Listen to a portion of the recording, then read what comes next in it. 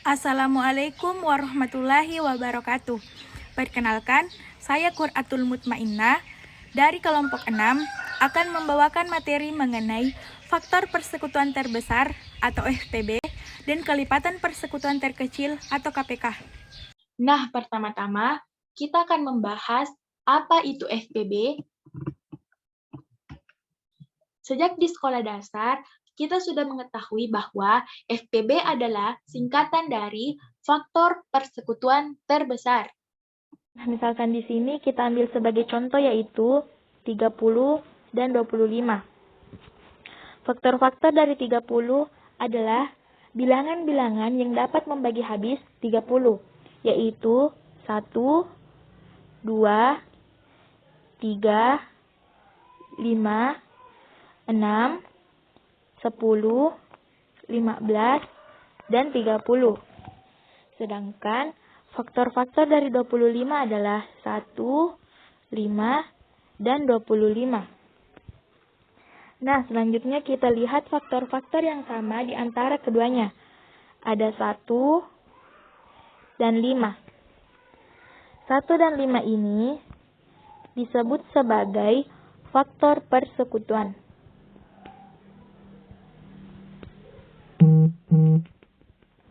Nah, karena yang dicari adalah FPB atau faktor persekutuan terbesar, maka kita lihat yang mana yang paling besar. Nah, dalam kasus ini yang paling besar adalah 5. Maka, 5 disebut sebagai FPB dari 30 dan 25.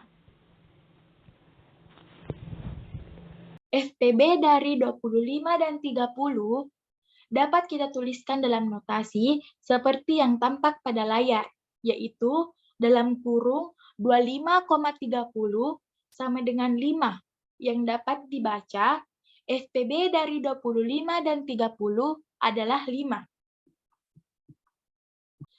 Nah, selanjutnya kita akan membahas sifat FPB itu seperti apa sih? Nah, pembahasannya adalah jika A dan B adalah suatu bilangan-bilangan bulat dengan sekurang-kurangnya satu di antara keduanya bukan 0, artinya salah satunya boleh 0, namun keduanya tidak boleh 0. Maka FPB dari A dan B adalah C, di mana C habis membagi A dan C habis membagi B. Namun, jika ada suatu bilangan lain yang habis membagi bilangan A dan B, misalnya kita sebut D, serta D habis membagi A dan D habis membagi B, maka D harus lebih kecil atau sama dengan C, karena C merupakan FPB, sehingga tidak ada faktor lain yang bisa lebih besar daripada C. Nah, perhatikan beberapa contoh berikut. Pertama, FPB dari 12 dan 30 adalah 6. Artinya, 6 merupakan faktor terbesar yang dapat membagi 12 dan juga dapat membagi 30. Selanjutnya, contoh kedua yaitu FPB dari 6 dan 42 adalah 6. Artinya juga sama, yaitu 6 merupakan faktor persekutuan terbesar yang dapat membagi 6 dan juga dapat membagi 42. Selanjutnya contoh ketiga, misalnya FPB dari 3 dan 0 adalah 3. 0 di sini dapat dibagi oleh 1, 2, 3, 4, 5, 6, dan seterusnya. Namun, kita harus ingat faktor persekutuan adalah faktor-faktor yang sama. Maka, FPB dari 3 dan 0 adalah 3. Selanjutnya, FPB dari 7 dan 13 adalah 1. Karena 1 merupakan faktor persekutuan yang terbesar yang dapat membagi 7 dan juga dapat membagi 13. Nah, di sini kita menemukan fakta bahwa jika suatu bilangan FPB-nya adalah 1, maka disebut saling prima. Jika FPB dari A dan B adalah C, apakah FPB dari A per C dan B per C adalah 1? Berikut adalah penjelasannya.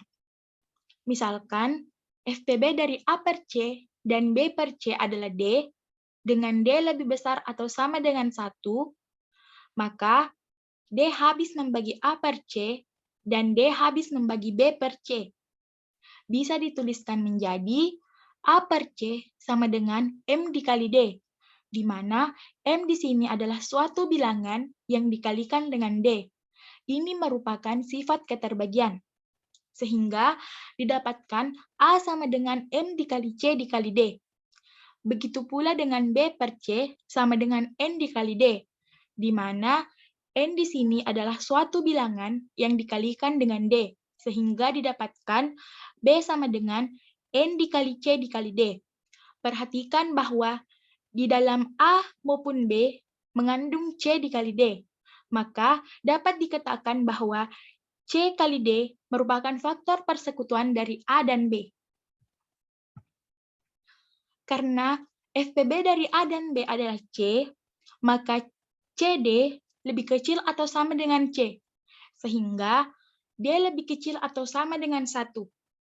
Padahal di slide sebelumnya, D lebih besar atau sama dengan 1. Sehingga kesimpulannya adalah D harus sama dengan 1. Sehingga jika FPB dari A dan B adalah C, maka FPB dari A per C dan B per C adalah 1 terbukti. Nah, selanjutnya kita akan membahas algoritma pembagian. Apa itu algoritma pembagian?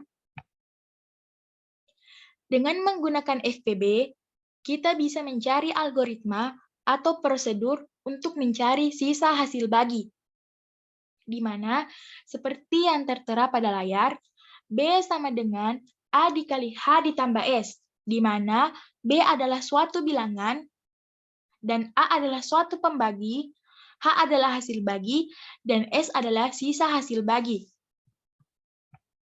Penjelasannya seperti pada contoh, 72 sama dengan 21 dikali 3 ditambah 9. 72 di sini bertindak sebagai B atau suatu bilangan.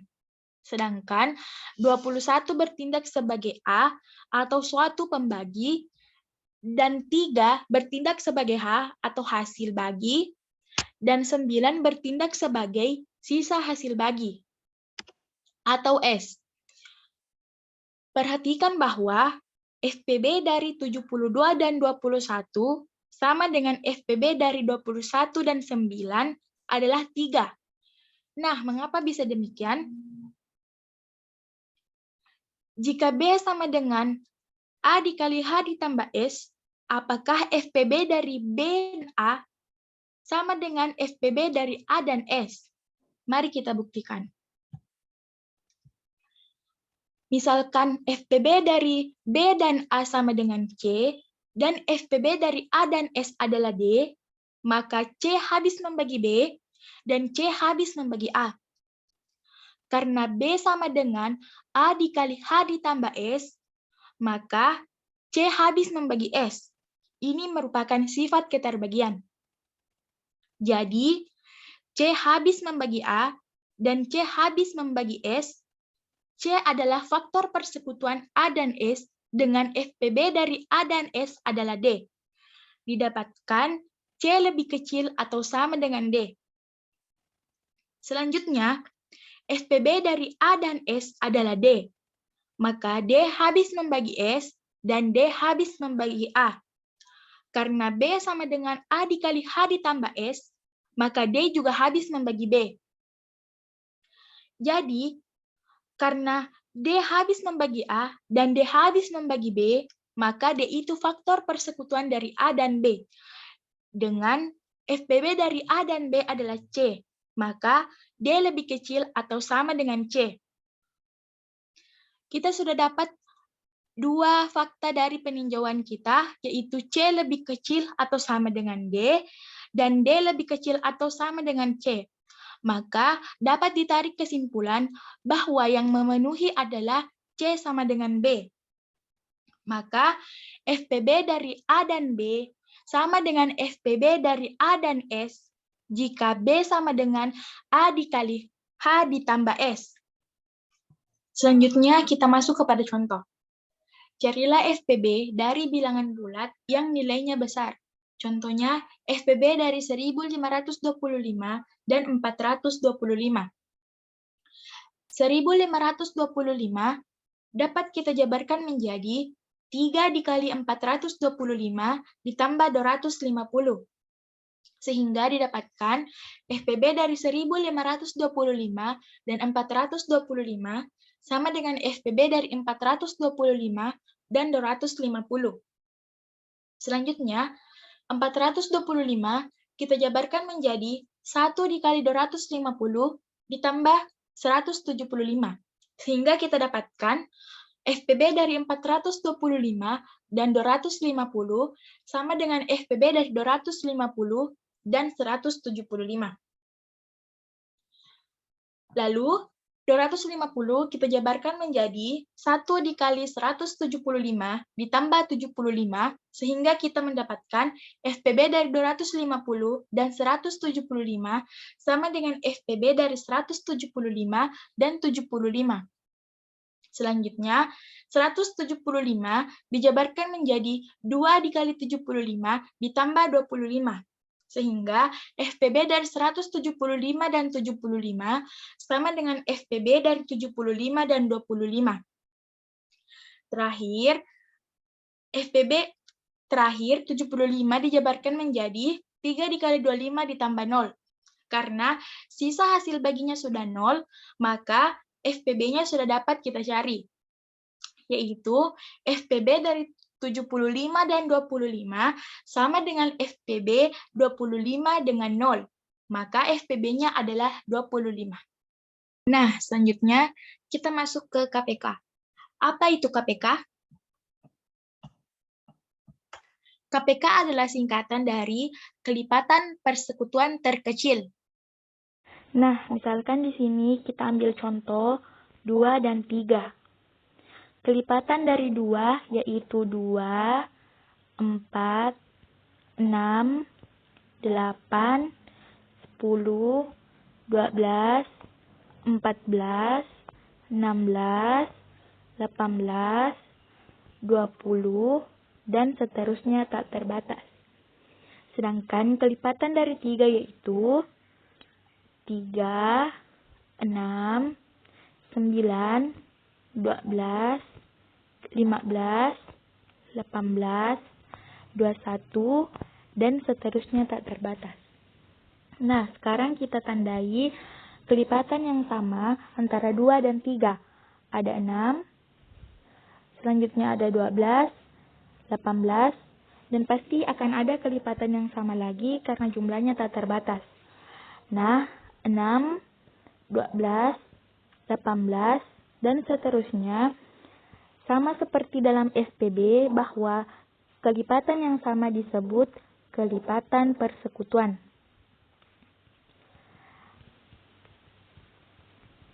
Nah, karena pengertian dari KPK adalah kelipatan persekutuan terkecil, maka kita lihat yang paling kecil dari semuanya. Jawabannya adalah 6. Jadi, 6 merupakan KPK dari 2 dan 3. KPK dari 2 dan 3 dapat dituliskan dalam notasi kurung siku 2,3 sama dengan 6, yang dapat dibaca KPK dari 2 dan 3 adalah 6. Perbedaan notasi KPK dan FPB yaitu jika FPB menggunakan kurung lengkung, sedangkan KPK menggunakan kurung siku. Selanjutnya, kita akan membahas bagaimana sifat KPK. Jika ada A dan B bilangan bulat, dengan keduanya tidak 0, karena 0 tidak memiliki kelipatan, maka KPK dari A dan B adalah C. Jika A habis membagi C dan B habis membagi C. Namun, jika ada suatu bilangan lain yang memenuhi syarat tersebut, misalnya D, serta A habis membagi D, dan B habis membagi D, maka C harus lebih kecil daripada D. Karena C merupakan kelipatan persekutuan terkecil, artinya tidak ada kelipatan yang lebih kecil daripada C. Nah, selanjutnya kita akan coba membuktikan jika D adalah kelipatan persekutuan dari A dan B, maka KPK dari A dan B habis membagi D. Misalkan kita anggap KPK dari A dan B adalah C, sehingga A habis membagi C dan B habis membagi C. Kita akan coba membuktikan bahwa C tidak habis membagi D. Maka D sama dengan C dikali H ditambah S. Karena D adalah kelipatan persekutuan A dan B, maka A habis membagi D dan B habis membagi D. Karena A habis membagi C dan A habis membagi D, maka A juga habis membagi C. Begitu pula, karena B habis membagi C dan B habis membagi D, maka B juga habis membagi S. Maka S juga adalah kelipatan persekutuan dari A dan B. Dalam D sama dengan C dikali H ditambah S, kita simpulkan bahwa S lebih kecil daripada S. Bahwa S lebih kecil daripada C. Padahal C adalah KPK dari A dan B, yang artinya C lebih kecil atau sama dengan S. Artinya, C tidak habis membagi D itu tidak terbukti. Artinya, C habis membagi D atau KPK dari A dan B habis membagi D. Nah, sekarang kita coba buktikan jika A dan B adalah bilangan bulat positif dengan FPB dari A dan B adalah 1, maka KPK dari A dan B sama dengan A dikali B. Misalkan A dikali B adalah kelipatan A dan B, di mana A habis membagi AB dan B habis membagi AB.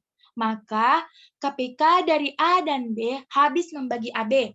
Juga berlaku A habis membagi KPK dari A dan B juga habis membagi KPK dari A dan B. Berdasarkan persamaan Diopantin, jika FPB dari M dan N adalah 1, dengan M habis membagi O, dan N habis membagi O, maka M dikali N habis membagi O. Jadi, A kali B habis membagi KPK dari A dan B. Karena A dikali B habis membagi KPK dari A dan B, dan KPK dari A dan B habis membagi A dikali B, maka KPK dari A dan B sama dengan A dikali B. Selanjutnya, jika A dan B adalah bilangan bulat positif dengan FPB dari A dan B adalah C, maka KPK dari A dan B dikalikan dengan FPB dari A dan B sama dengan AB. Mari kita buktikan. Pertama-tama, kita kembali ke konsep FPB bahwa FPB dari A dan B adalah C, juga dapat dituliskan sebagai FPB dari A per C dan B per C adalah 1. Lalu, kita juga ketahui sebelumnya bahwa jika FPB dari M dan N adalah 1, maka KPK dari M dan N adalah M dikali N. Jadi, FPB dari A per C dan B per C sama dengan 1, maka KPK dari A per C dan B per C sama dengan A per C dikali B per C. Maka didapatkan C kuadrat dikali KPK dari A per C dan B per C sama dengan A dikali B. Lalu kita gunakan konsep KPK untuk mendapat C dikali KPK dari A dan B sama dengan A dikali B. Sehingga KPK dari A dan B dikalikan dengan FPB dari A dan B sama dengan A dikali B.